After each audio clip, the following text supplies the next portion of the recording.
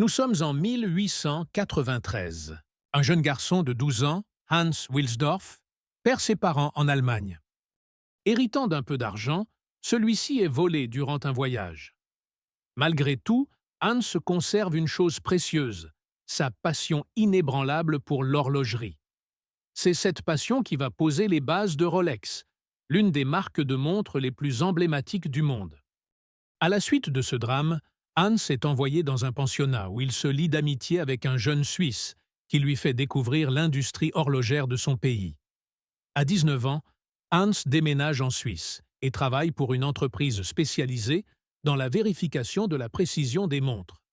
Cette expérience déclenche en lui un rêve: fabriquer des montres parfaites. En 1905, à Londres, Hans crée la société Wilsdorf et Davis avec son beau-frère. Leur premier produit, la montre de poche Portfolio, est un succès. Mais Hans voit plus loin. Il croit fermement que les montres-bracelets remplaceront les montres de poche. En 1908, il enregistre le nom Rolex. Un mot court, facile à prononcer dans toutes les langues et parfaitement adapté au cadran d'une montre. Pour surmonter les défis de l'époque, comme la perception que les montres-bracelets étaient réservées aux femmes, Hans innove. Il lance des montres-bracelets en forme de bracelet, attirant aussi bien les hommes que les femmes. Plus tard, il développe des montres résistantes à l'eau et à la poussière, introduisant en 1926 la légendaire Rolex Oyster, la première montre étanche au monde.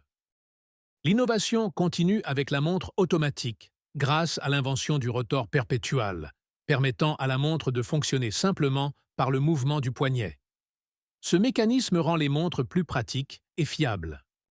Malgré les guerres mondiales, Hans surmonte les défis économiques et reloque son entreprise en Suisse pour éviter des taxes élevées. Pendant la Première Guerre mondiale, Rolex conçoit des montres robustes pour les soldats, les fameuses Trench Watches. Ces modèles influencent durablement l'adoption des montres-bracelets dans le monde.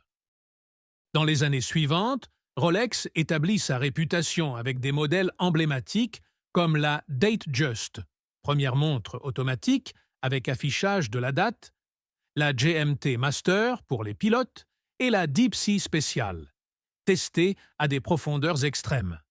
Ces réalisations placent Rolex au sommet de l'industrie horlogère.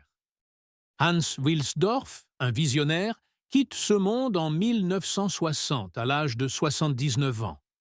Mais il laisse derrière lui un héritage intemporel, une marque synonyme de précision, d'innovation et de durabilité. C'est ainsi que Rolex est devenu une légende. Si vous avez aimé cette vidéo, n'hésitez pas à liker et à vous abonner.